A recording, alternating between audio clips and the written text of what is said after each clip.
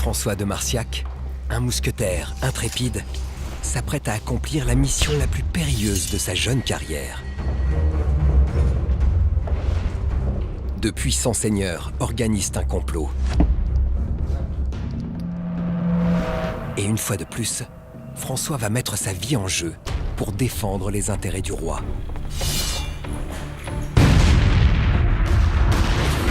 Il a déjà surmonté de nombreux dangers pour arriver jusque-là. Mais cette fois-ci, François est impliqué personnellement dans cette sinistre affaire. Il n'a pas le droit à l'échec.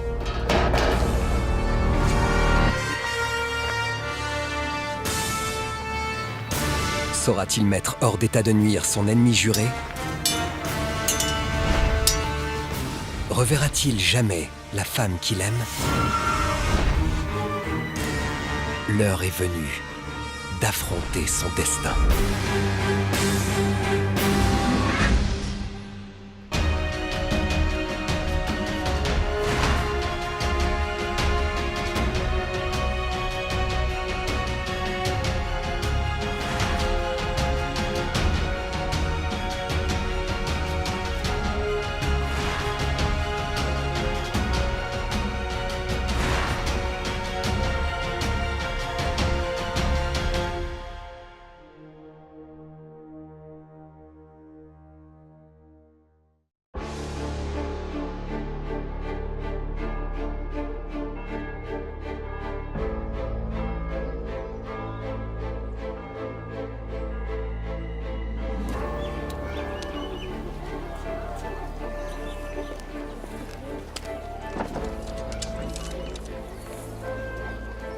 Ce petit matin de printemps de l'année 1657, le soleil réchauffe timidement les vieilles pierres de Paris.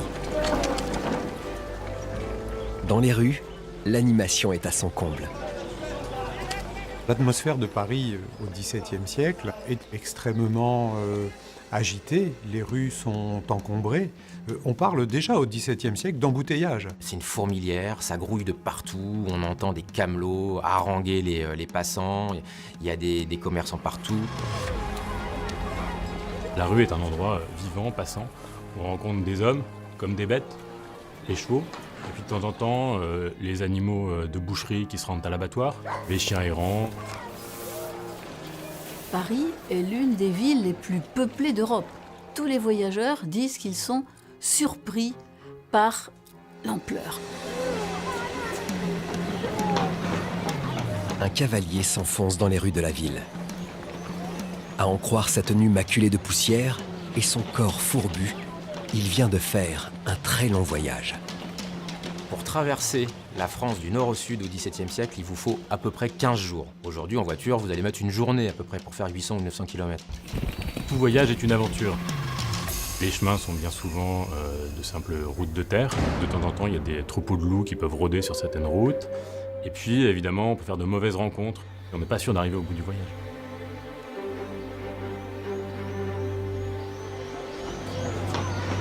Devant l'agitation, le cavalier préfère mettre pied à terre et confier son cheval à une habitante le temps de se repérer. Il s'appelle François de Marciac. Ce petit noble arrive tout juste de son sud-ouest natal. Il est fréquent de retrouver des jeunes nobles qui montent à la capitale parce que ils sont issus de familles généralement pauvres. La Gascogne, le sud-ouest, le Béarn, etc. sont peuplés de familles nobles, souvent désargentées, peu fortunées. Il fait partie de ceux qu'on appelle les cadets de Gascogne. Il est le second d'une famille. Tout l'héritage, le patrimoine de sa famille va à son frère aîné. Sa seule chance de pouvoir s'en sortir, c'est de venir tenter sa chance à Paris. François de Marciac n'a qu'un seul rêve. Devenir mousquetaire du roi. Ce jeune homme, d'une certaine façon, il n'a rien à perdre et tout à gagner. Et pour gagner, il va devoir faire la preuve de sa valeur. François est plein d'espoir pour cette nouvelle vie. Il doit d'abord découvrir ce Paris dont on lui a tant parlé et y trouver son chemin. Quand on arrive dans Paris, on doit avoir ce qu'on dirait aujourd'hui le tournis. On est complètement saoulé d'odeurs, de bruit, de trafic. Pourtant, tout n'est pas comme François se l'était imaginé. Aujourd'hui, je pense que nous tomberions raides. Nous parlons de la pollution, des odeurs d'automobile, tout ça, mais je crois qu'à l'époque, ça devait être absolument épouvantable. D'abord, il faut penser qu'il y avait les chevaux. Donc déjà, ces odeurs animales. Des ordures qui peuvent stagner, des eaux qui viennent des boucheries par exemple, du sang d'animaux abattus. Donc il y a tout un tas d'activités qui se mélangent et qui mélangent leurs déchets. C'est donc ça Paris? Mais quelle puanteur! Un homme s'est très vite rendu compte que ce jeune cavalier n'était pas d'ici. Et qu'il était complètement perdu. Les rues de Paris sont un véritable dédale, puis il n'y a jamais de nom, c'est pas indiqué. Il n'y a pas de plaque de rue à l'époque, il n'y a pas de numéro. S'il n'a pas quelqu'un pour le guider, le nouveau venu se sent très très vite perdu. François se sent oppressé. Comment s'y retrouver dans cette cohue?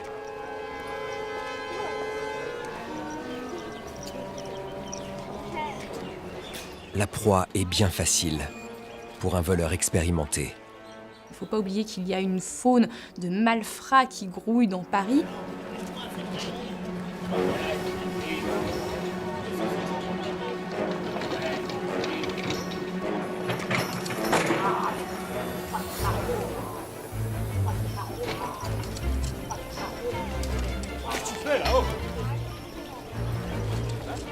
Mais que fait ma bourse dans la main de ces gueux?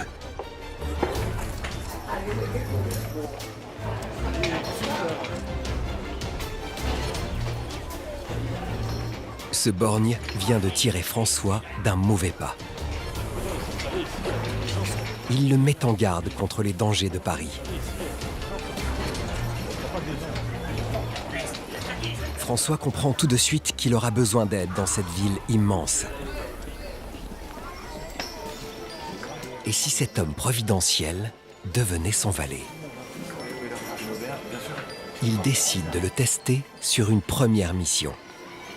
Trouver l'adresse de son oncle qui va l'héberger.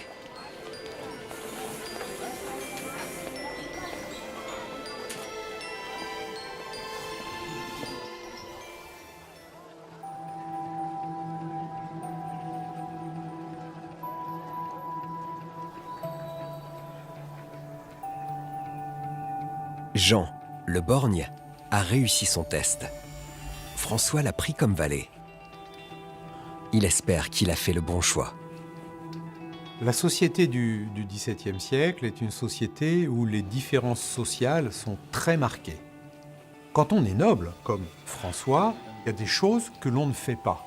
Par exemple, s'occuper soi-même des contraintes quotidiennes de la vie matérielle. Et le valet joue ce rôle. Il va s'occuper de lui trouver à manger tous les jours, d'aller faire les courses, de lui préparer ses vêtements. François vient de dépenser ses maigres économies chez le tailleur. Ce soir, il a un dîner capital pour sa carrière. L'habit a une extrême importance. Il faut être à la mode, il faut avoir les tissus, les coupes de vêtements, tout ce qui se fait. Sinon, d'emblée, vous êtes regardé avec un air de mépris. Mais qui c'est, ce petit nobliau de province qui arrive tout crotté, on le méprise.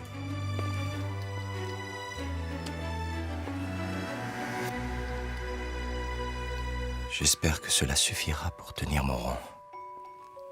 Je n'aurai pas deux fois cette chance.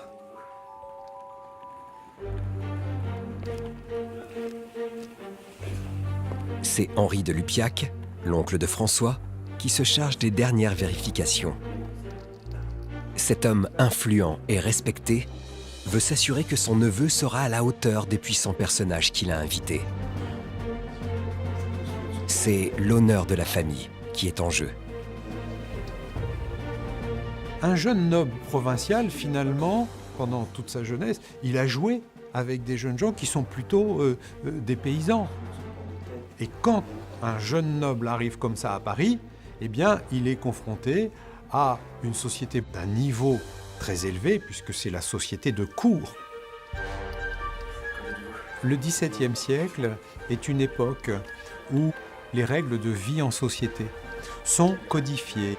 Il y a même des livres dans lesquels on apprend à se comporter en fonction de l'environnement dans lequel on se trouve.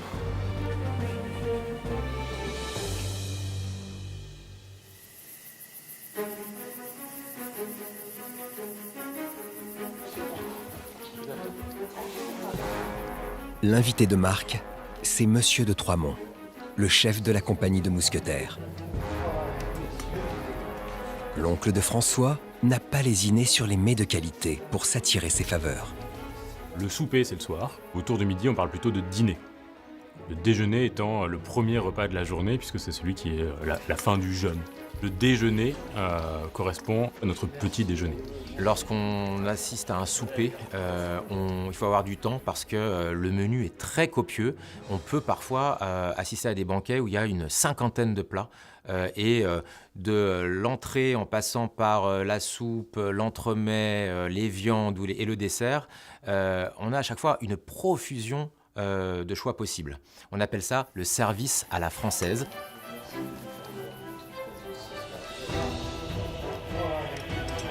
Monsieur de Lupiac a décidé de surprendre son hôte avec des légumes rares.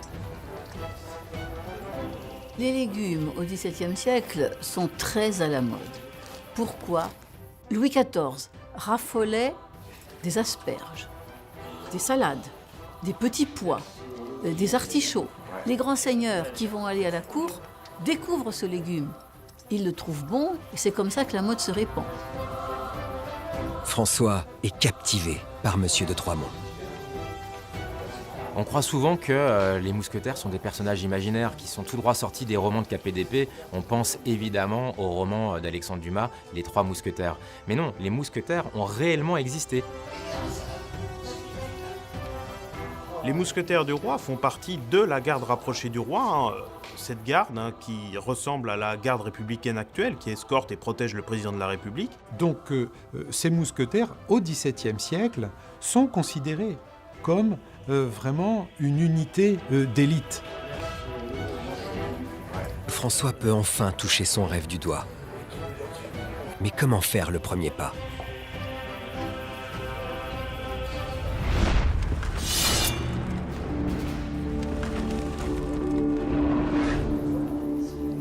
Le chef des mousquetaires du roi, qui porte le titre de capitaine-lieutenant des mousquetaires, est le commandant effectif des mousquetaires. Le véritable chef des mousquetaires, c'est le roi, qui en est officiellement capitaine, mais il délègue le commandement effectif de la compagnie au capitaine-lieutenant. François n'en croit pas ses yeux, ni ses oreilles. Monsieur de Troismont apporte des nouvelles toutes fraîches de la cour. Par leur proximité avec le pouvoir royal, les mousquetaires sont les témoins, voire même les acteurs de la vie politique du XVIIe siècle. Ce sont aussi les mousquetaires des personnages importants de la vie parisienne. À la cour, on ne parle que de Mademoiselle de Quincy, si belle et si élégante qu'elle fait tourner la tête de tous les courtisans. C'est incroyable. C'est comme dans les récits de mon enfance. Le repas touche à sa fin. Mais François n'a toujours pas eu l'occasion de briller. On consommait aussi beaucoup de préparations à base de fruits, des compotes par exemple, des fruits confits, des fruits au sirop, tout ce qui pouvait être une forme de délicatesse comme ça, de petites choses qui étaient cuisinées avec ce sucre qui coûtait extrêmement cher et était très apprécié. Mais c'est aussi l'époque où on commençait à boire du thé, du café et du chocolat. C'est le moment crucial. L'oncle de François vante les mérites de son neveu, qui ferait sans doute un excellent mousquetaire. On n'entre pas dans la compagnie des mousquetaires en passant un examen ou en passant un concours. Non, on y entre par relation. Le chef des mousquetaires est la personne tout indiquée pour entrer dans les mousquetaires, puisque c'est lui qui va choisir les jeunes nobles qui vont entrer dans les mousquetaires. Le roi ne validera que par la suite les mousquetaires choisis par le capitaine.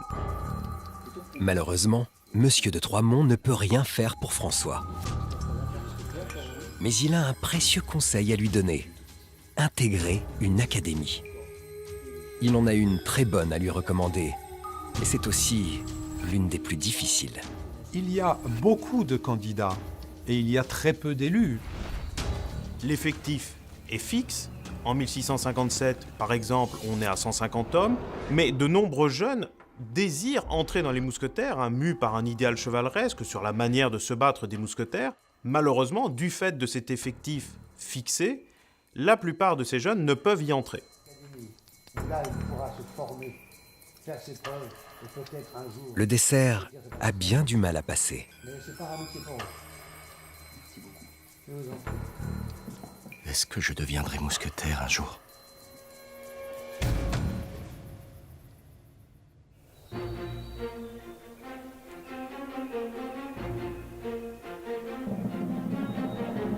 Messieurs, salut. Salut. Garde. Marchez. Montez. Depuis une semaine, François a commencé les cours au sein d'une académie parisienne. Chaque jour, il se perfectionne à l'escrime. Pour un jeune noble, entrer dans une académie est indispensable. C'est ce qui lui permet de compléter sa formation de futur gentilhomme et de futur militaire. Parce que dans une académie, qui est une sorte d'école militaire, il va apprendre les disciplines essentielles pour un gentilhomme, qui sont l'escrime, l'équitation, la danse. Ça, c'est fondamental. L'escrime, au XVIIe siècle, devient une véritable science. L'apprentissage repose, en partie, pas que bien sûr, sur la maîtrise d'un certain nombre d'automatismes, ne serait-ce que, par exemple, apprendre à tenir l'épée. C'est pas si simple que ça. François s'aperçoit rapidement qu'il va devoir corriger d'importants défauts. Il a du retard par rapport à certains de ses camarades. En garde. Tout est important dans l'escrime. La position de toutes les parties du corps, la position des pieds, la position du tronc, des mains, etc., etc., c'est aussi ce qui fait que les maîtres d'escrime considèrent que l'apprentissage de l'escrime, c'est aussi un apprentissage moral. Parce qu'on apprend aussi à faire en sorte que l'esprit reste en permanence le maître du corps. C'est pour ça qu'il y a aussi des cours de danse. C'est pas uniquement croiser le fer, c'est également tenir une posture. L'épée, c'est l'arme du noble par excellence. Donc, s'entraîner à l'épée, c'est en quelque sorte maintenir son rang, défendre son rang. Messieurs, en garde de pièce. François saura-t-il être à la hauteur de ses fiers ancêtres pour réaliser son rêve?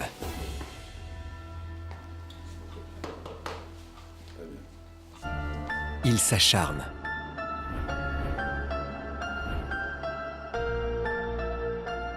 De longs mois passent. Fait de moments de satisfaction, mais aussi de découragement. Je n'en peux plus de répéter toujours les mêmes gestes.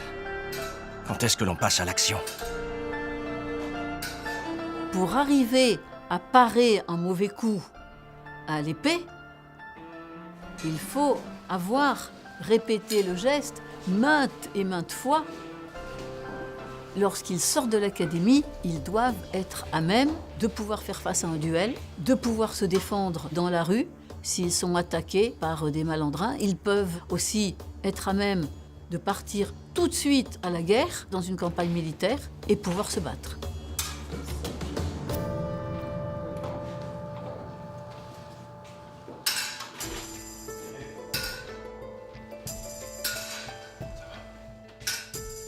Heureusement, François s'est fait un ami qui lui remonte le moral.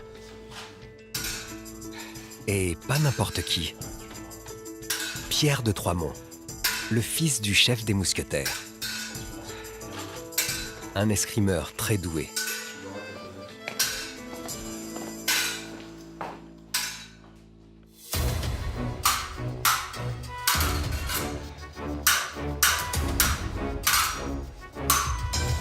Avec lui, il progresse beaucoup.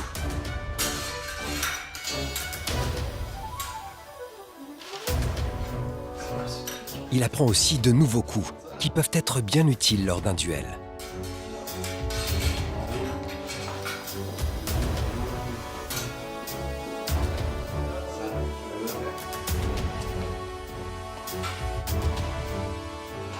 Pierre connaît tous les derniers exploits des mousquetaires à la guerre. François est fasciné par ces innombrables récits de bataille. La France est continuellement en guerre au XVIIe siècle. Le règne de Louis XIV, par exemple, qui a duré 72 ans, n'a connu que à peu près une vingtaine d'années de paix. Durant toutes ces guerres, les mousquetaires suivent le roi à la guerre et vont participer à la plupart des batailles.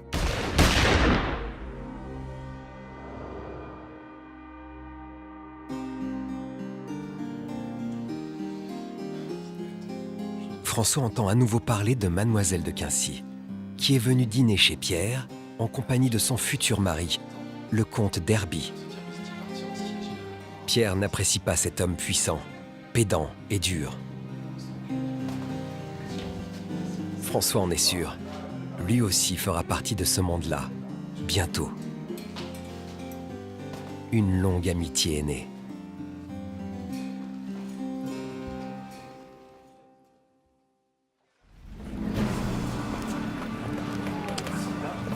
Quelques jours plus tard, pourtant, François est morose. Pierre vient d'intégrer soudainement la compagnie des mousquetaires. François va devoir continuer l'académie, tout seul. Forcément, à force de se côtoyer au quotidien, jusque dans les gestes les plus intimes, puisque le valet aide son maître à s'habiller, eh bien, il va y avoir souvent une véritable complicité qui va naître, à tel point que souvent, le valet est un véritable confident. Jean le Borgne lui fait découvrir les meilleurs artisans du quartier et essaie de lui redonner le sourire.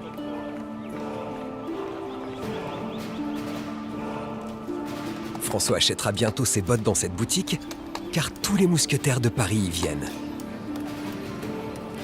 Pour la plupart des boutiques, la présentation de ce qui est à vendre, c'est pas du tout comme aujourd'hui à travers une vitrine. Ça se fait au moyen de volets en bois qu'on ouvre et qu'on referme en début et en fin de journée, qui ménagent donc un comptoir en fait, sur lequel on peut poser des choses.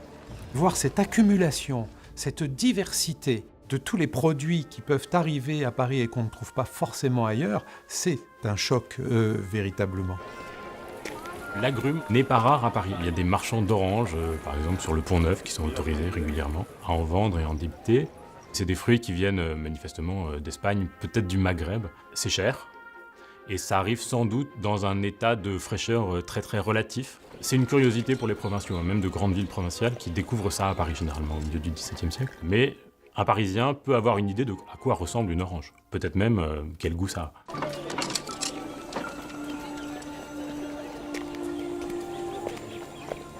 Mais rien n'y fait. François est découragé.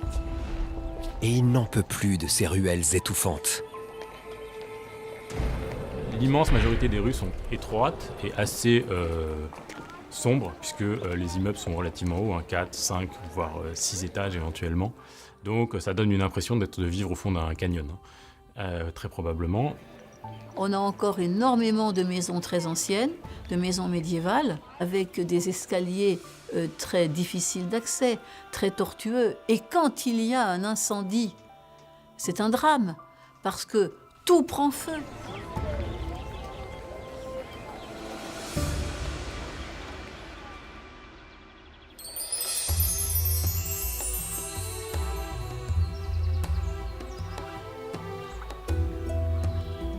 François s'échappe dès qu'il le peut dans la résidence de campagne de son oncle, où il retrouve le grand air de ses forêts natales.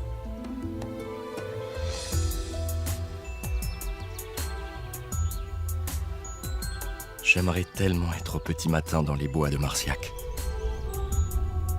Quand le soleil se reflète sur les étangs. Père, mère, vous me manquez tant.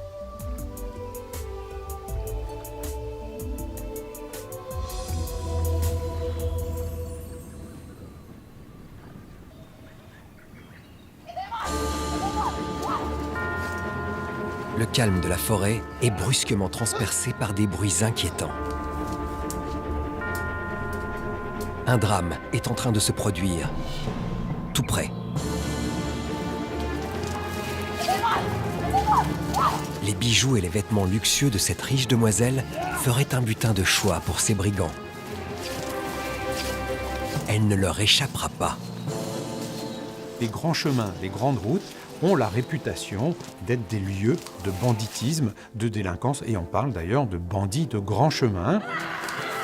C'est là que l'on trouve les vagabonds, les déserteurs. Les routes sont peu sûres car en généralement peu protégées. Il n'y a pas de police des routes, hein, la gendarmerie actuelle, ça n'existe pas.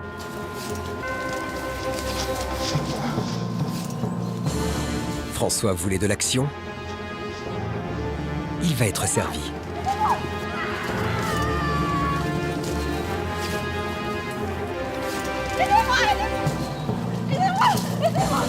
Les deux adversaires, c'est beaucoup pour un premier combat. Seuls les nobles ont le droit de porter l'épée au côté, théoriquement. Maintenant, ça ne veut pas dire que seuls les nobles possèdent des épées. Il y a une présence très forte des armes dans toute la société française. C'est une société beaucoup plus violente qu'elle ne l'est aujourd'hui.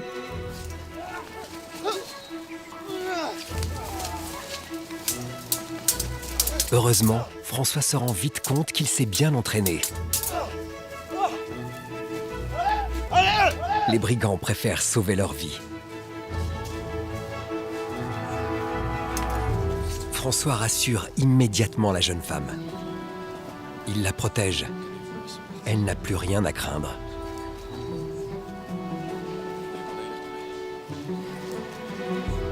La jeune femme n'en finit plus de le remercier. Elle lui explique tout. Son carrosse, attaqué par des brigands, à 2 pas d'ici. Sa fuite dans la forêt.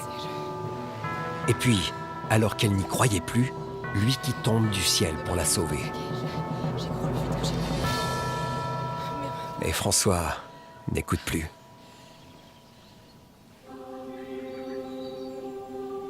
Qu'elle est belle. On dirait un ange. François se présente. Il explique qu'il va devenir mousquetaire bientôt, car il travaille dur pour réussir.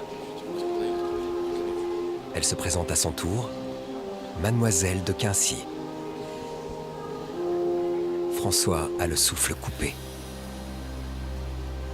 C'est donc elle dont tout le monde parle. Je comprends mieux pourquoi les hommes n'ont Dieu que pour elle.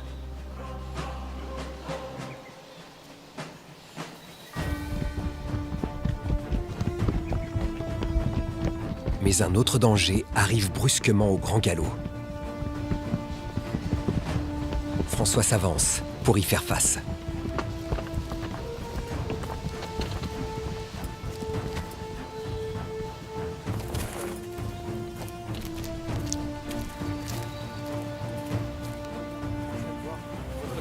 Cet homme riche et si sûr de lui, c'est le comte d'Herby, le futur mari de Mademoiselle de Quincy. Il lui explique qu'il a été retardé au moment où il prenait la route pour venir l'escorter. Il s'est inquiété en découvrant son carrosse dévalisé sur le bord du chemin. Mademoiselle de Quincy le rassure. Tout va bien. Les bandits sont en fuite grâce à ce jeune homme courageux. Mais le comte ignore François. Après tout, n'a-t-il pas fait que son devoir de gentilhomme ? Il faut bien comprendre qu'à cette époque-là, les nobles sont toujours en concurrence les uns avec les autres et que la hiérarchie est très stricte. Un comte appartient à la très haute noblesse. François, lui, n'a même pas de titre, même s'il est noble, il n'est rien du tout à ses yeux. Submergée par l'émotion, Mademoiselle de Quincy ne comprend pas cette attitude froide. Elle aimerait un remerciement, mais le comte se vexe. Et François va montrer, en sauvant Mademoiselle de Quincy, son courage, son habileté à manier les armes, et forcément, à côté, le comte qui arrive trop tard passe pour un lâche. Le comte d'Herby demande sèchement à François de partir. Cette demoiselle est désormais sous sa protection. Incroyable. Il est encore plus désagréable que ce que l'on en dit.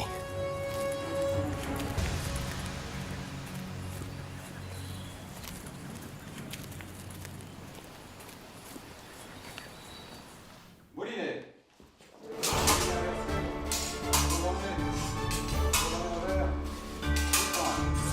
À l'académie, l'entraînement a repris, avec de nouvelles épées.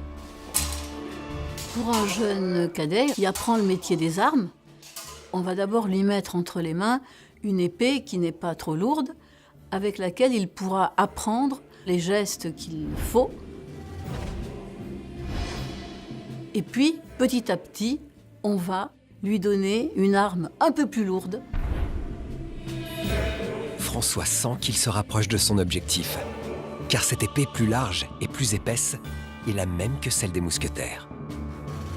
Ce sont des épées que l'on peut porter à ses côtés dans la vie quotidienne, mais que l'on peut aussi utiliser à la guerre. Mais comment surmonter sa lassitude de l'académie? Comment redoubler encore d'efforts pour réussir ce nouveau défi? À la guerre, il faut effectivement une épée, surtout s'il est cavalier, qui soit assez solide. Donc une épée plus lourde dont il doit apprendre le maniement, dont il doit apprendre à se servir.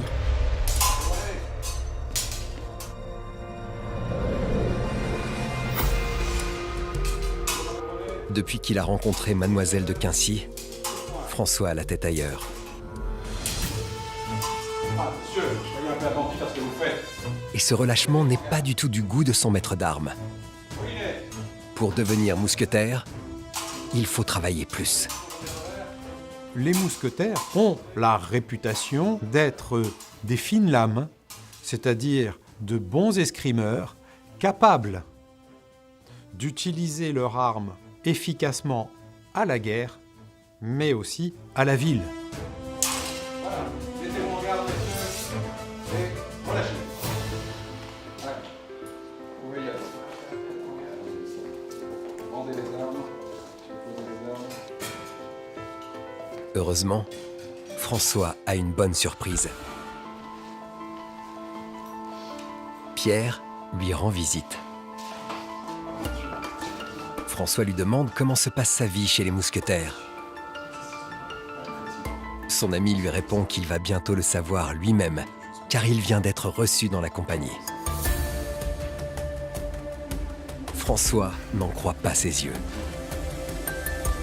Il va donc porter la fameuse tenue des mousquetaires.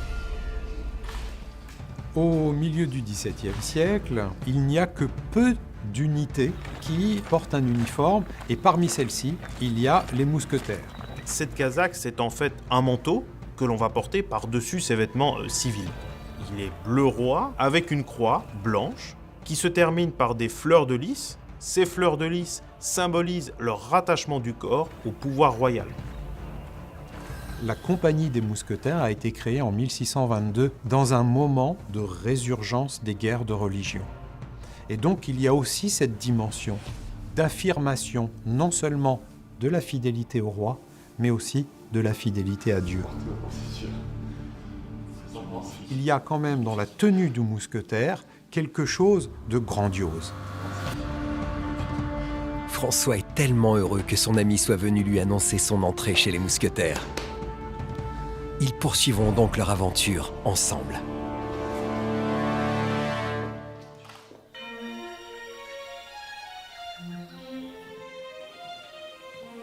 François met du temps à réaliser. Une bonne nouvelle n'arrivant jamais seule, il a appris que Mademoiselle de Quincy elle-même avait appuyé sa candidature. Il est sur un petit nuage. Mademoiselle de Quincy est bien implantée à la cour du roi, donc elle a certainement tout un réseau d'influence d'hommes et de femmes à qui elle peut dire le plus grand bien du jeune François, ce qui va lui permettre d'intégrer plus facilement la compagnie des mousquetaires. Le roi peut décider de placer dans la compagnie un mousquetaire, soit car il s'agit d'un grand nom de la noblesse, soit pour récompense de faits d'armes, de bravoure ou autre sur un champ de bataille.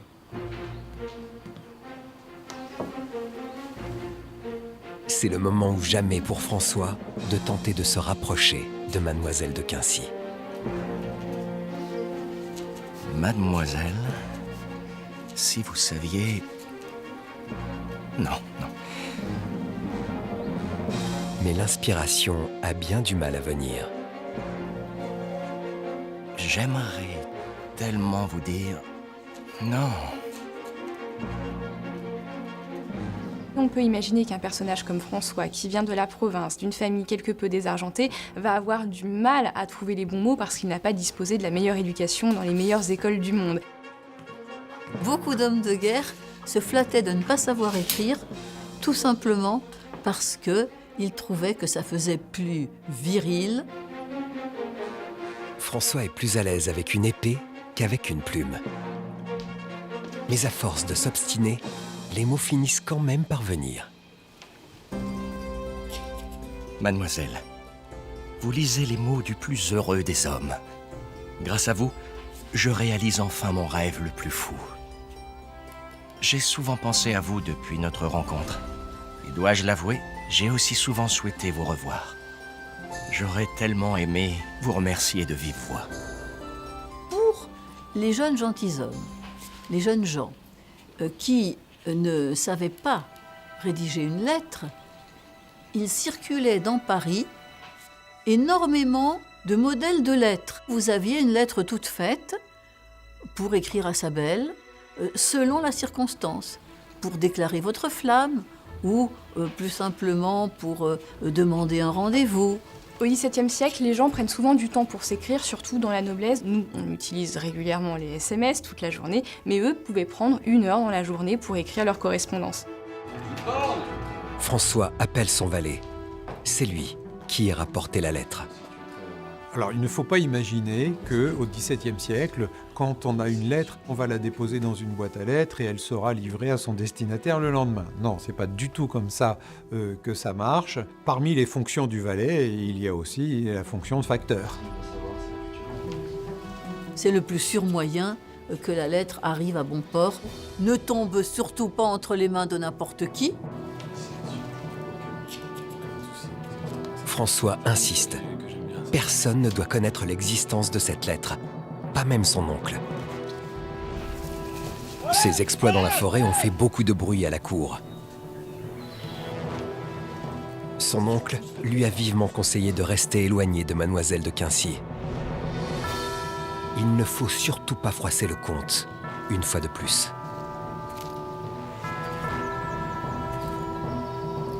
Au fond, le valet, c'est un peu le complice du maître. Il doit à peu près tout savoir sur son maître et le maître doit pouvoir avoir une confiance totale en lui. Si le valet trahit sa confiance, il doit s'en séparer. Jean est amusé. Il adore les missions délicates. Qu'il ne s'inquiète pas, il sera toujours là pour aider son maître en cas de problème.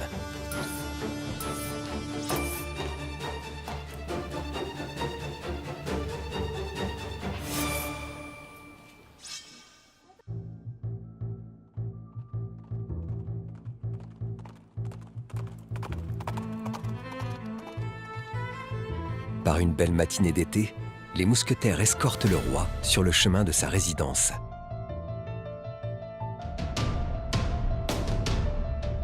Une fois qu'il a franchi les grilles et qu'il est en sécurité, les mousquetaires mettent pied à terre et attendent l'ordre du trajet retour. il y a toujours un détachement des mousquetaires qui va accompagner le roi dans ses déplacements. C'est pas toute la compagnie, c'est uniquement une partie, on prend une cinquantaine de mousquetaires, qui vont ouvrir la route du carrosse du roi et l'escorter jusqu'à sa destination. Pour la première fois, François fait partie de l'escorte royale. Il nage en plein bonheur. Ça y est, je suis dans la grande famille des mousquetaires. Père, vous seriez si fier de moi. L'esprit de corps au sein des mousquetaires est très important. On observe une importante solidarité entre les mousquetaires eux-mêmes, qui n'hésitent pas à s'entraider. C'est ce que d'ailleurs Dumas avait symbolisé dans son roman des Trois Mousquetaires par le tous pour un pour tous, et qu'on retrouve au quotidien chez les vrais mousquetaires, qui, quand l'un d'entre eux était en danger, n'hésitait pas à crier « à moi, mousquetaire !» et on voyait aussitôt accourir les mousquetaires qui étaient dans les alentours et qui venaient prêter main forte pour sortir leurs camarades d'un mauvais pas.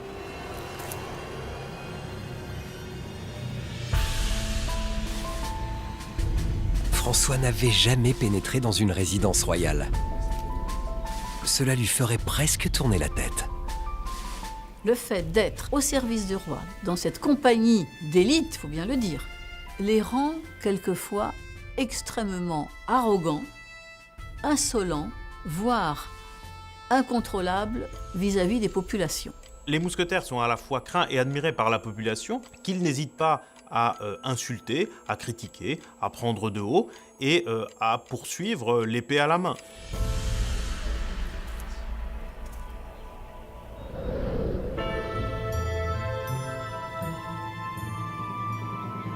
François est étonné par les regards des courtisanes qui se promènent dans les allées du château. Elles ont l'air fascinées par ces jeunes mousquetaires. Les mousquetaires avaient une véritable réputation de séducteurs. Ils incarnaient des sortes d'idéaux masculins, à la fois virils, courageux, bagarreurs. Et de fait, les femmes leur tournaient autour. Lorsqu'ils se déplaçaient dans certaines villes, on raconte que les bourgeois enfermaient leurs femmes à la maison de peur qu'elles ne tombent sous leur charme.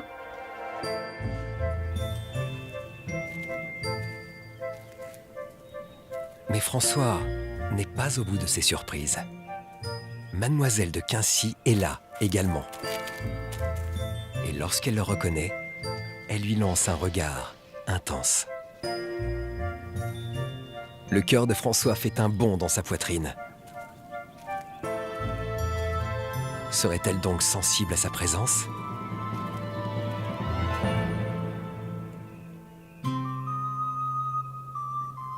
La vie poursuit son cours dans l'hôtel particulier de Monsieur de Lupiac, l'oncle de François. Au sous-sol, les domestiques préparent le repas. Et dans les étages, François s'affaire à sa nouvelle activité, la correspondance. Mademoiselle de Quincy a répondu à sa première lettre. Et à son grand bonheur, leurs échanges ne cessent de s'intensifier. Mais aujourd'hui, François a une grave nouvelle à lui annoncer.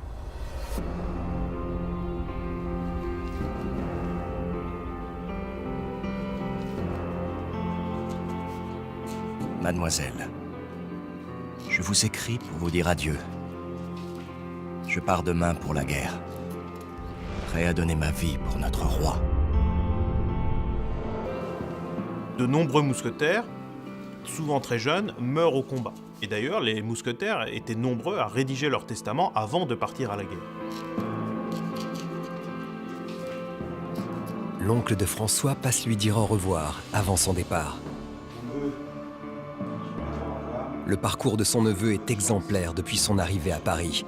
Et il tient à féliciter ce mousquetaire qui fait honneur à toute la famille.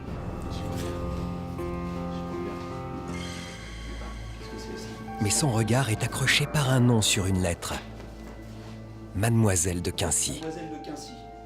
Son enthousiasme est stoppé net et il entre dans une colère noire. Cette correspondance est dangereuse car le comte est très bien informé et il est sûrement déjà au courant de tous leurs échanges.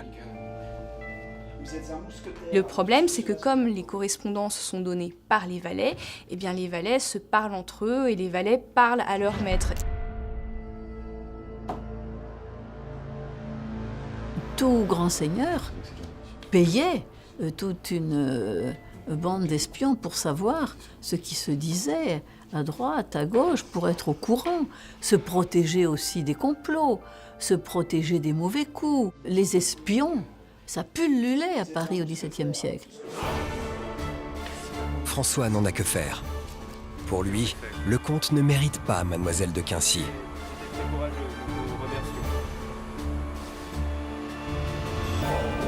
Son oncle lui ordonne de redescendre sur terre. Il n'est rien pour cette femme. Et il n'a toujours pas compris à quel point le comte est puissant, jaloux et sans pitié. Il le met en garde. Cette correspondance va le mener à sa perte. Cela doit cesser tout de suite. Sinon, il ne répondra plus de la protection de son neveu.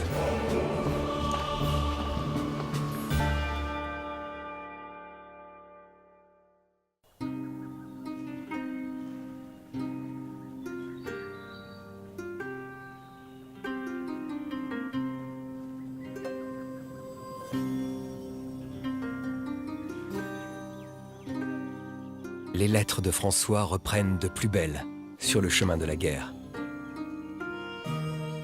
Mademoiselle, quel étrange mais agréable sentiment de vous écrire depuis les frontières de notre royaume. Mademoiselle de Quincy apprécie de plus en plus les lettres de ce jeune homme exalté, dont la personnalité tranche tellement avec le caractère si sombre du comte. Au XVIIe siècle, les femmes vont commencer à s'intéresser à d'autres qualités chez les hommes, pas uniquement des qualités viriles de courage, même si ça reste important, mais un homme qui commence à faire montre d'une certaine sensibilité va les toucher davantage. Cela fait 2 semaines maintenant que nous assiégeons une forteresse ennemie. L'attente est longue, mais le simple fait de vous écrire me transporte. Au XVIIe siècle, la guerre se définit principalement par la guerre de siège, c'est-à-dire l'attaque des villes. Les villes sont de plus en plus fortifiées et la guerre de siège relève d'une véritable science.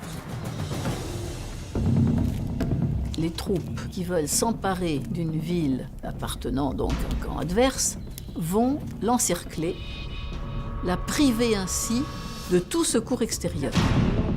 On va construire des tranchées à couvert pour se rapprocher au plus près de la muraille qu'on va faire exploser au dernier moment. Ça va se finir par la chute de la place. La question essentielle, c'est de savoir combien de temps ça va prendre.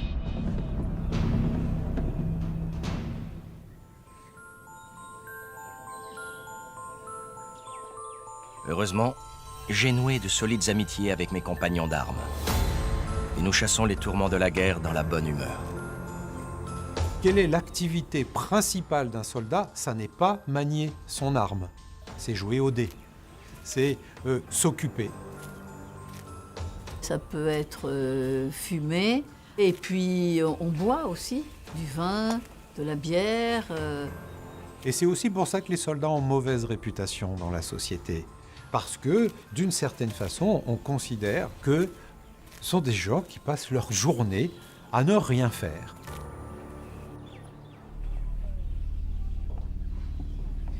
Nos mousquets sont prêts. Et j'attends avec impatience mon premier assaut. Avec l'aide de Dieu, j'espère être à la hauteur de ce moment-là. Le terme de mousquetaire vient de l'arme à feu, c'est-à-dire le mousquet, c'est-à-dire le soldat qui porte le mousquet. Ce sont les soldats ordinaires que l'on trouve dans tous les régiments d'infanterie. Il y en a des dizaines de milliers. Ceux qu'on appelle généralement les mousquetaires, c'est-à-dire D'Artagnan et notre François, c'est une certaine catégorie de mousquetaires, c'est les mousquetaires du roi. Le mousquetaire du roi, il est polyvalent. Il fait tous les types de guerre, guerre de siège, guerre de bataille. Il tire avec le mousquet, mais il se bat aussi avec son épée. L'attaque est imminente. Reverrai-je jamais votre visage? Si cette lettre devait être la dernière, je mourrais avec la satisfaction d'avoir connu la femme la plus belle et la plus séduisante qui soit. Mademoiselle de Quincy est déstabilisée par le ton de la lettre de François. Pour la première fois, ses sentiments s'affichent au grand jour. Elle mettra fin à ses illusions dès son retour. Elle est promise au comte, et cette situation est trop compromettante.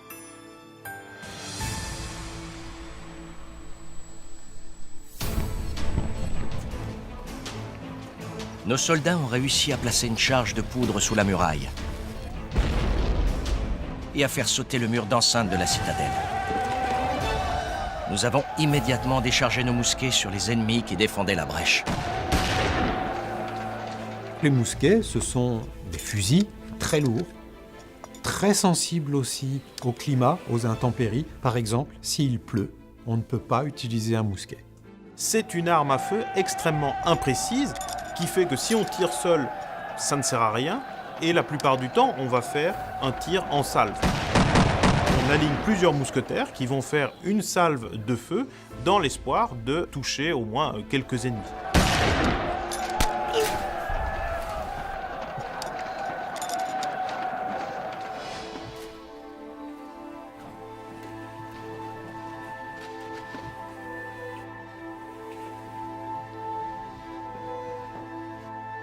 Malgré sa gêne, Mademoiselle de Quincy n'a pas pu se retenir de reprendre ses lectures. François sortira-t-il sain et sauf de cette situation? Vous auriez été fiers de l'audace et du courage magnifique avec lesquels nous avons ensuite chargé l'ennemi. Une fois que la muraille est ouverte, eh bien, on envoie des troupes, notamment les mousquetaires, qui en général servent de fer de lance de l'attaque. Dès que l'adversaire du roi de France voit arriver les mousquetaires, ils prennent peur. Parce qu'ils savent que les mousquetaires ne sont pas des enfants de cœur, ce sont véritablement des militaires aguerris, prêts à mourir pour le roi. C'est leur devoir.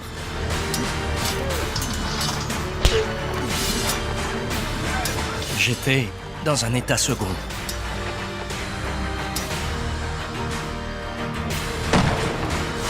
J'ai tué des hommes pour la première fois.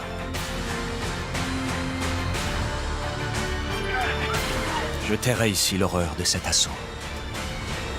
La réputation des mousquetaires est vraiment d'être des combattants impitoyables.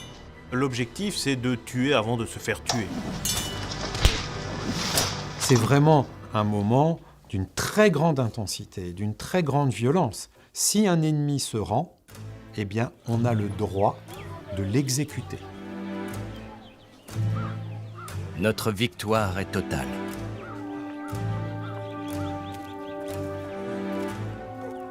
J'ai la douleur d'avoir perdu de fidèles compagnons. La compagnie des mousquetaires, dans les années notamment où D'Artagnan est leur chef, va connaître des pertes considérables. D'ailleurs, D'Artagnan est mort en 1673 au siège de Maastricht. Cette première bataille marque François pour toujours. Il faut bien se représenter ce que ça veut dire.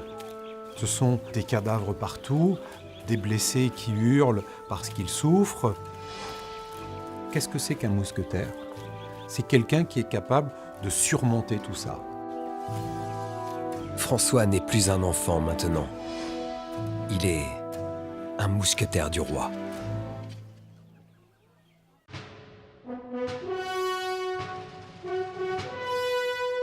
Pour fêter ses succès militaires, le roi fait donner une cérémonie religieuse. Avant de réunir tous les participants dans sa résidence royale pour une luxueuse réception.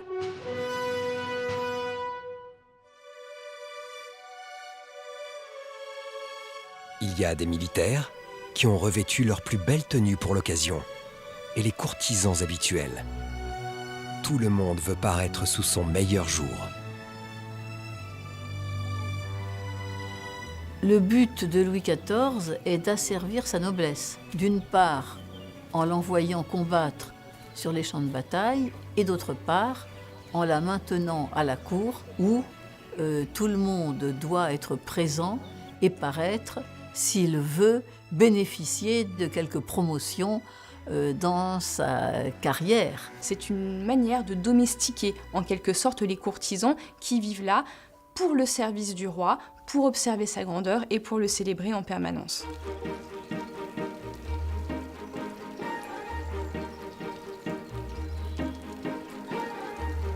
Mademoiselle de Quincy est là, elle aussi. Sa relation avec le comte lui pèse de plus en plus, mais elle fait bonne figure auprès des courtisans. L'univers des courtisans n'est pas un univers très agréable, hein. Chacun observe l'autre, on est scruté en permanence. Et alors, lorsqu'on vous êtes étranger, quand vous arrivez pour la première fois à la cour, là, c'est l'animation, tous les regards se portent sur vous. François a également été convié, en remerciement de ses exploits militaires. Mais il est un peu perdu dans cette grande résidence.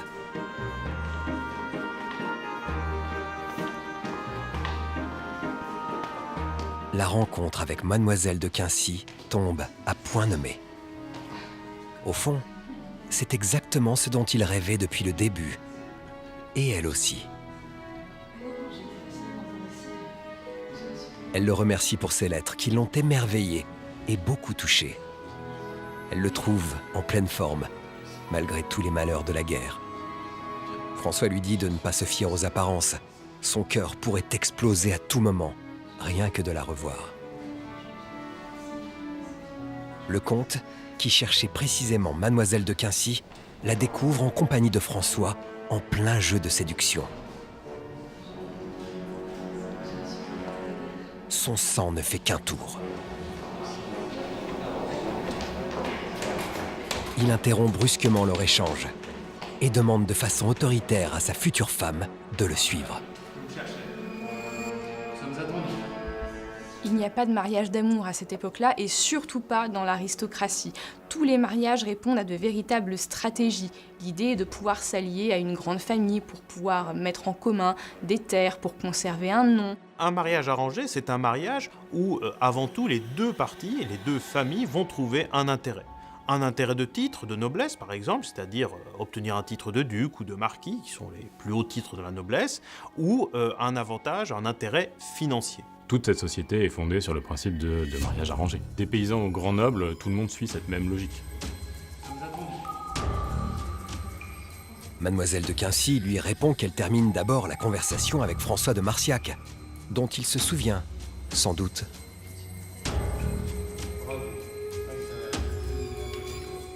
Au XVIIe siècle, juridiquement, la femme n'a pas vraiment de droit, c'est une éternelle mineure. Ça ne l'empêche pas d'avoir son caractère et de dire ses opinions qui seront écoutées ou pas par son entourage. Donc il est tout à fait légitime pour Mademoiselle de Quincy de dire qu'elle n'est pas d'accord avec le comte d'Herby. Le comte ne regarde même pas François. Il n'est pas venu pour parler à un homme des bois, mais bien à sa future épouse. François n'est plus un jeune académicien timide. Pourquoi se laisserait-il insulter alors qu'il a sauvé sa future épouse d'une mort certaine?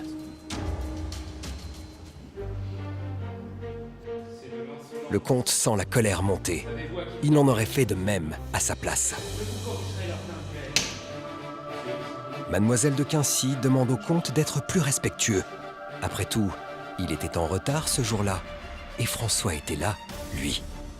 Pour le comte, c'est un double affront d'être à la fois atteint, se sentir atteint dans son honneur par ce jeune homme, et en plus de voir que sa promise défend ce jeune homme. C'en est trop pour le comte. Nul n'a jamais remis en cause sa bravoure de la sorte.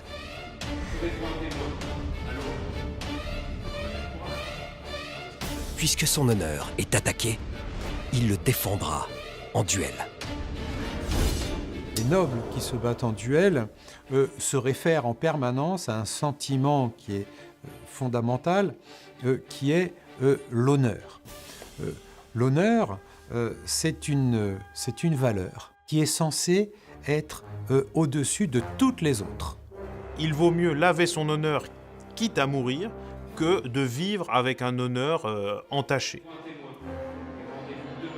François s'empresse d'accepter le duel. Il se fera un plaisir de croiser le fer avec cet homme qu'il déteste. et qui ne l'impressionne même pas. Mademoiselle de Quincy est beaucoup plus inquiète. On dit que le comte a déjà tué plusieurs personnes en duel. Et si François venait de signer son arrêt de mort?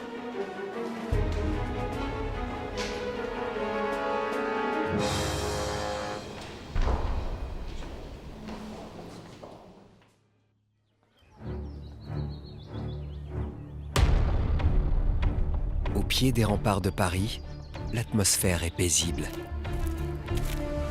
Un drame est pourtant en train de se nouer. Le duel est interdit par le pouvoir royal.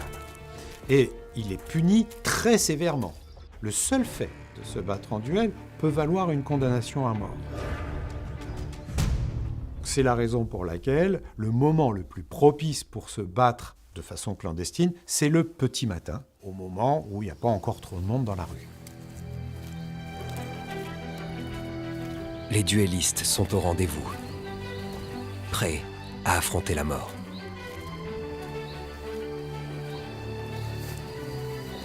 Mais quand des nobles proches du roi, et à plus forte raison des mousquetaires de sa garde, se livrent à des duels, il peut fermer les yeux. Les mousquetaires se battent continuellement en duel. Athos, par exemple, le vrai, pas celui d'Alexandre Dumas, est mort relativement jeune en duel. Pour s'assurer que le combat sera équitable, chaque duelliste est accompagné d'un témoin. Mais quelque chose cloche. François est livide. Serait-ce la peur? Depuis 2 jours, François est malade. Pierre essaie de le dissuader de se battre maintenant. C'est la mort assurée. Mais François ne voudrait surtout pas passer pour un lâche, car le comte d'Herby n'en finit pas de montrer son impatience.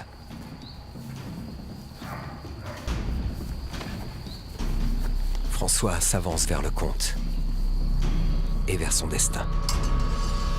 Et là, on n'est pas là pour discuter ou faire de beaux gestes comme dans les films de cap et d'épée. La vision littéraire du duel tend un petit peu à l'idéaliser, à faire du duel un combat entre hommes civilisés qui veulent montrer tout simplement leur courage.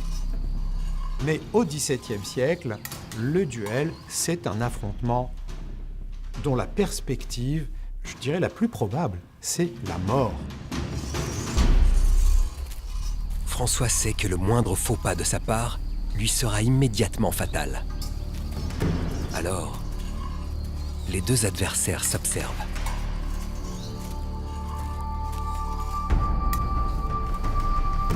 François doit trouver la faille, sans se découvrir. Il teste le comte, mais le comte tient bien sa garde. François comprend vite qu'il a affaire à un adversaire très sérieux. Une attaque puissante le fait reculer, mais il résiste. Ses forces sont décuplées par l'adrénaline et par le souvenir de Mademoiselle de Quincy. C'est tout ce dont tu es capable? Si je n'étais pas malade, je n'aurais déjà fait qu'une bouchée de toi. Mais le comte a remarqué que François était diminué. Il en profite pour lancer un second assaut. Sous la violence du coup, François a le souffle coupé. Il sent brusquement son énergie l'abandonner et un malaise l'envahir.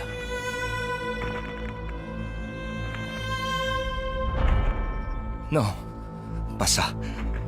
Je dois tenir.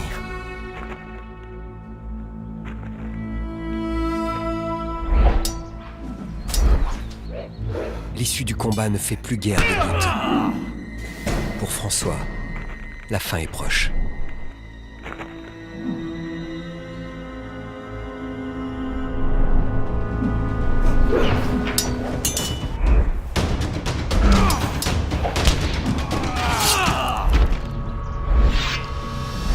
La douleur le transperce.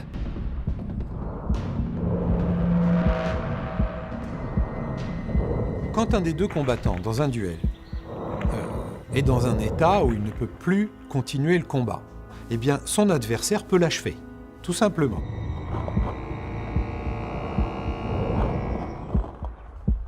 Le comte jubile. Encore un duel de gagné. En revanche, si celui qui est blessé veut avoir la vie sauve, il peut demander grâce à son adversaire. François ne veut pas perdre la face. Si je n'avais pas été malade, c'est toi qui serais ici à genoux. Si je demande grâce à l'autre et si je me remets ma vie entre ses mains, ça veut dire que j'accepte qu'il fasse ce qu'il veut de ma vie et donc j'accepte même l'hypothèse qu'il me tue. Mais François préfère demander pardon au comte de l'avoir offensé. Si l'on est un homme d'honneur, on peut lui laisser la vie sauve. C'est ce qui se passe quand même, heureusement, assez souvent. Le comte accorde finalement à François sa grâce, avec mépris. Mais il pose une condition. François ne doit plus jamais approcher Mademoiselle de Quincy. François accepte. La mort dans l'âme. En fait, ce qui compte dans un duel, c'est pas tellement gagner ou perdre. Le simple fait de se battre en duel est pour un jeune gentilhomme la preuve de son courage. Et que la cause pour laquelle il se bat vaut la peine d'être défendue. Ne sois pas trop sûr de toi. Tu as gagné cette fois-ci. Mais je te retrouverai un jour.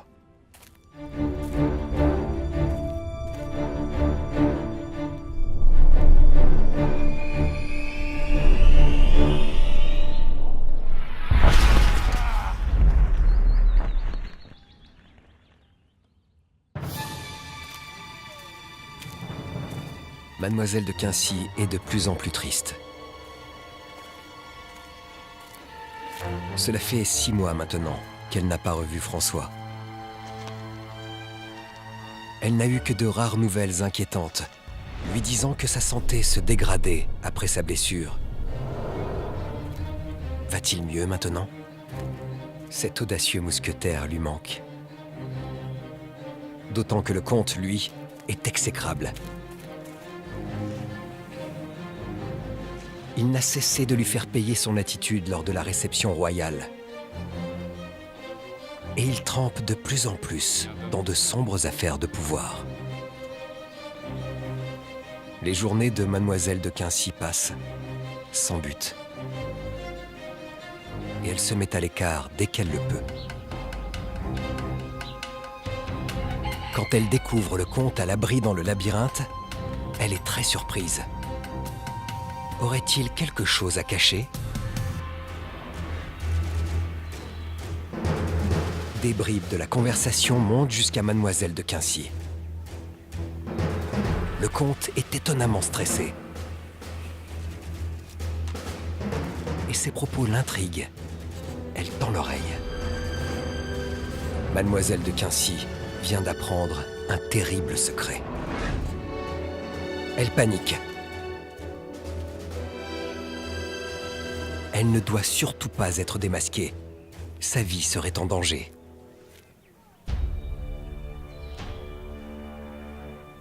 Mademoiselle de Quincy a demandé à François de venir de toute urgence.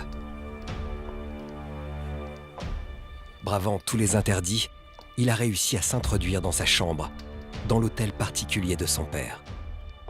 Au XVIIe siècle, si les jeunes filles ne sont pas au couvent et si elles ne sont pas mariées, elles vivent chez leurs parents. Souvent, la réalité dépasse la fiction, puisqu'on a l'exemple d'un mousquetaire qui escaladait souvent le mur d'un couvent pour aller retrouver une abbesse qui était issue de la haute noblesse et qui était également sa maîtresse. Que peut-elle bien avoir à me dire pour me faire prendre un tel risque? Pourquoi est-elle si troublée? S'agirait-il de ses sentiments? Mademoiselle de Quincy dit à François qu'elle a surpris le comte en train de préparer un complot contre le Premier ministre du roi. Il est remis en pli, J'ai entendu une histoire de complot, le Premier ministre. Des complots, il y en a eu tout au long du XVIIe siècle, des complots qui visaient des proches du roi et des complots dans lesquels les proches du roi étaient eux-mêmes impliqués. François est sous le choc. Ce sont des accusations très graves. Il lui demande quelle preuve elle a de ce complot.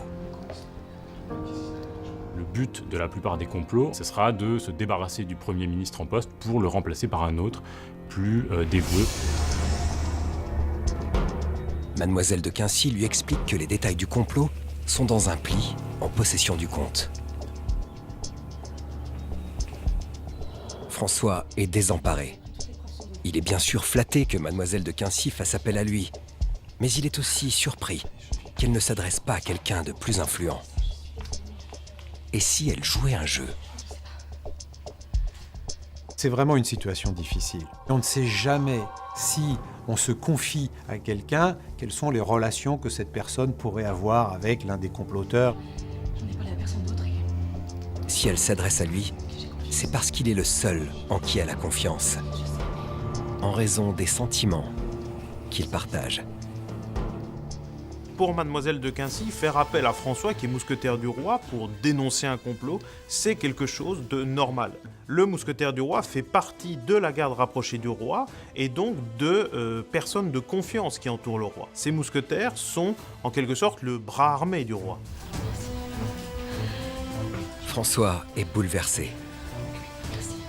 Il promet à Mademoiselle de Quincy de faire l'impossible, mais il doit agir vite. Mademoiselle de Quincy n'a plus qu'à s'en remettre à Dieu. La religion dans le royaume de France au XVIIe siècle, elle a une place très importante. On a affaire à des gens très croyants, parfois même superstitieux. Le roi lui-même est le représentant quelque part de Dieu sur terre. Hein. Il est roi de droit divin, donc c'est très ancré dans le quotidien des gens.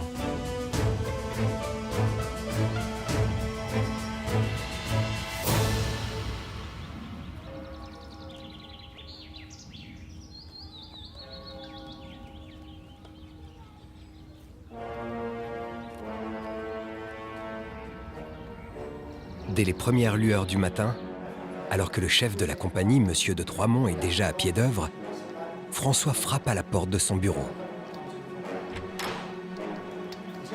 Il demande à lui parler en tête-à-tête pour une affaire de la plus haute importance. Monsieur de Troismont est le seul à pouvoir l'aider. Mais le croira-t-il ?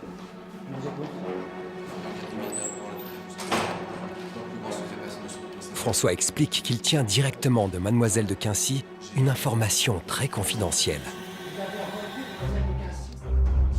Monsieur de Troismont le coupe immédiatement. Il avait interdiction absolue de revoir cette dame. Son attitude est irresponsable et risque de provoquer un énorme scandale. François est allé beaucoup trop loin. Ça, c'est intolérable. Vous mettez en péril le renom des mousquetaires du roi. Son comportement bafoue son autorité et entache l'honneur de toute la compagnie. Il a la réaction qui est logique pour un chef des mousquetaires. Parce que le mousquetaire doit se conformer à une discipline rigoureuse. Et le chef des mousquetaires est la pierre angulaire du respect de cette discipline. Le roi s'en remet à lui pour faire respecter la discipline au sein du corps. Sous le règne de Louis XIV, il y a un certain nombre de mesures qui vont petit à petit codifier l'armée et les troupes de la maison royale. Monsieur de Troismont sanctionne François. Il l'assigne à résidence dans une pièce de son hôtel particulier, le temps que l'affaire retombe. Tout manquement à l'ordre, tout manquement aux exercices quotidiens, aux entraînements, etc., est généralement puni d'un séjour en prison, par exemple. Alors que François insiste pour lui révéler ces informations, Monsieur de Troismont explose. Il lui a donné l'ordre de quitter cette pièce.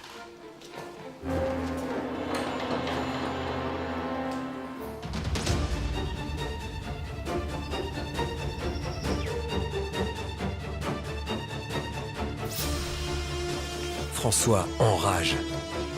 Il Il doit rester emprisonné ici pendant des jours, alors même que le comte s'active contre le roi. Mais que peut-il faire? Je voulais prouver ma valeur de mousquetaire. J'ai complètement échoué. Qu'est-ce qui va arriver au Premier ministre du roi?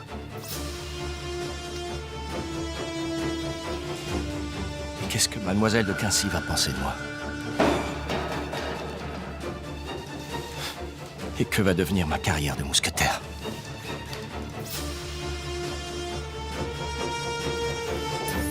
François traverse les heures les plus sombres de sa vie.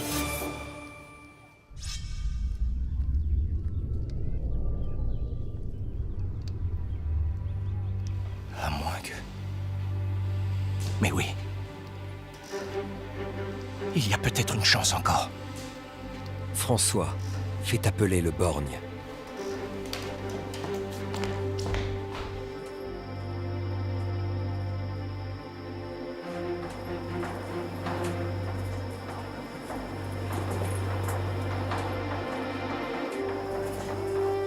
Son valet a une lourde responsabilité sur les épaules. De lui dépend le sort du Premier ministre du roi et de son maître. Le borgne attend le comte, qui sort d'un rendez-vous discret.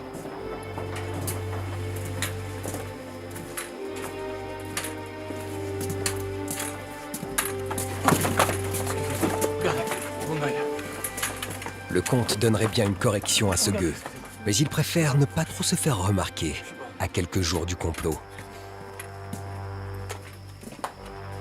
Décidément, le vol à la tire n'a pas de secret pour ce borgne. Il vient de dérober un pli d'une importance capitale.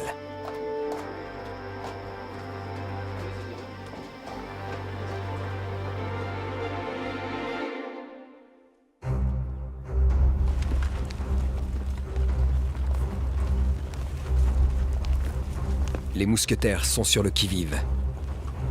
Il se passe quelque chose de grave.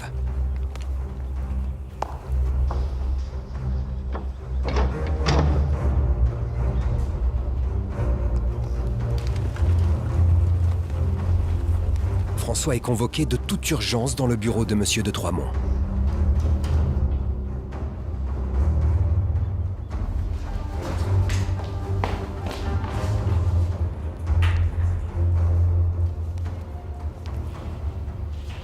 Le chef de la compagnie a dans ses mains le pli dérobé par le borgne. C'est une preuve accablante que le comte d'Herby prépare un complot. Les valets m'ont remis cette lettre. Nous allons... Le roi vient de donner l'ordre aux mousquetaires d'arrêter les traîtres. Un complot se met en place contre le roi. François doit se préparer à partir. Il participe à l'opération. Mais Monsieur de Troismont a quelque chose à ajouter. Nous allons arrêter ces comprometteurs. Le roi a beaucoup apprécié le rôle joué par François dans cette affaire. Le roi était satisfait de votre comportement. Il saura s'en souvenir.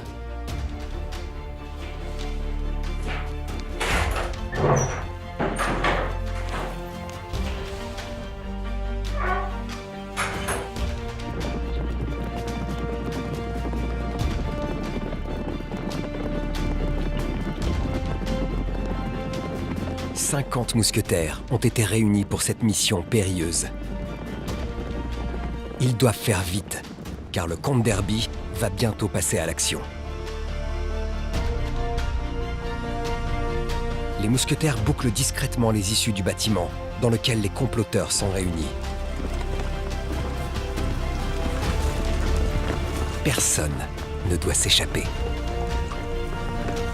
Le roi fait faire à ses mousquetaires toutes les actions dont il a besoin. Ça peut être des actions de police, d'assassinat. Les mousquetaires, ce sont à la fois de glorieux militaires, mais aussi les exécuteurs de basses œuvres. Le roi a souvent recours à ses mousquetaires pour procéder à l'arrestation de ses opposants politiques.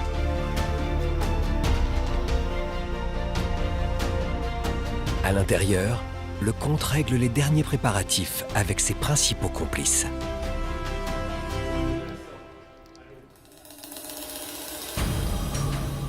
C'est le cas notamment de Nicolas Fouquet, puissant ministre des Finances, qui fut arrêté par D'Artagnan, le vrai D'Artagnan, pas celui d'Alexandre Dumas, en 1661.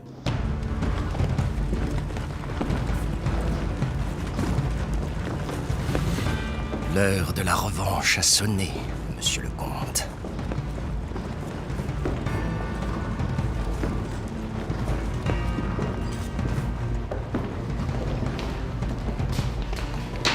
La surprise est totale. Monsieur de Troismont ordonne l'arrestation des comploteurs au nom du roi. Sans aucune résistance. Le roi peut donner l'ordre de faire enfermer quelqu'un sans passer par la justice. Pour cela, il n'a qu'à écrire une lettre de cachet et par cette lettre, il peut faire enfermer quelqu'un à la Bastille. Mais les 3 hommes refusent de se rendre. L'affrontement est inévitable.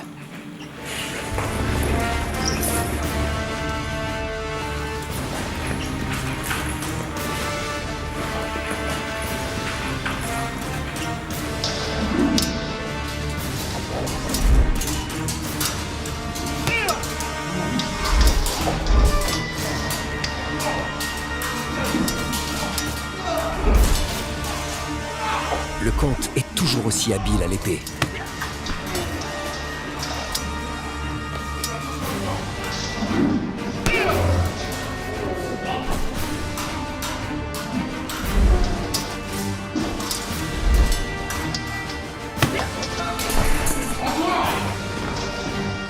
Il profite de la confusion pour s'enfuir.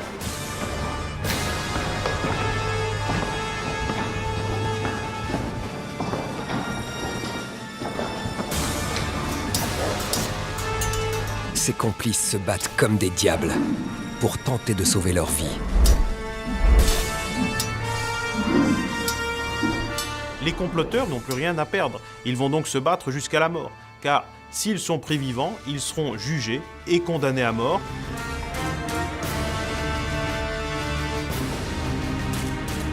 Mais le combat est inégal.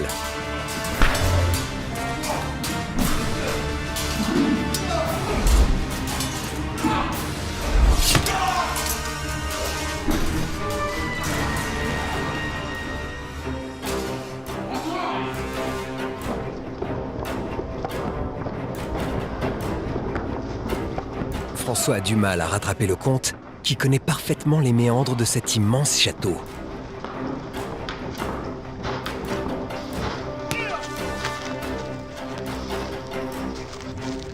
Réussira-t-il à l'arrêter ?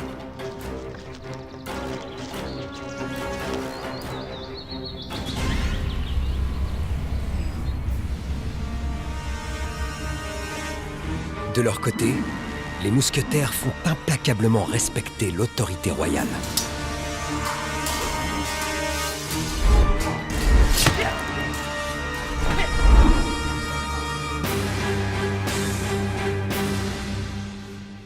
À la fin des années 1650, on est dans une phase de transition au cours de laquelle Louis XIV va progressivement affirmer son pouvoir royal, va le rendre absolu, c'est ce qu'on appelle l'absolutisme royal, qui empêchera tout mouvement de soulèvement de la part de la noblesse.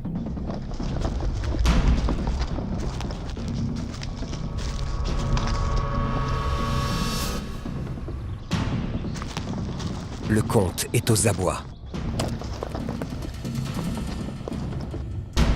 Mais il n'abdique pas.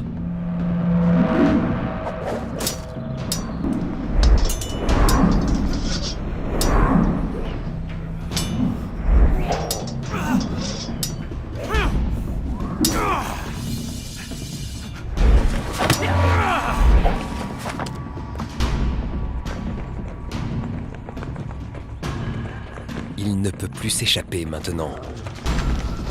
Il n'y aura aucune pitié. Ce combat sera le dernier pour l'un des deux adversaires.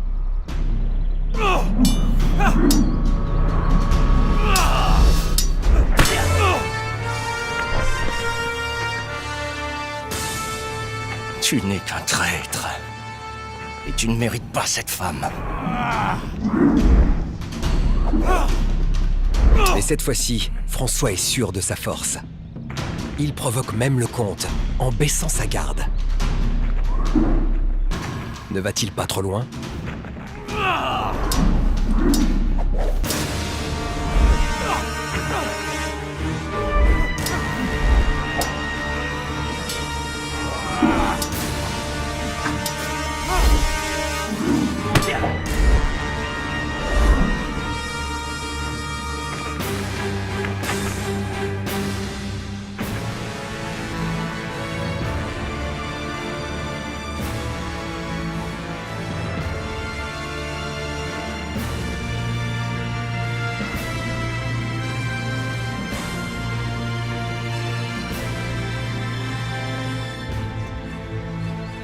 Il va maintenant falloir vous expliquer devant le roi, mon cher comte.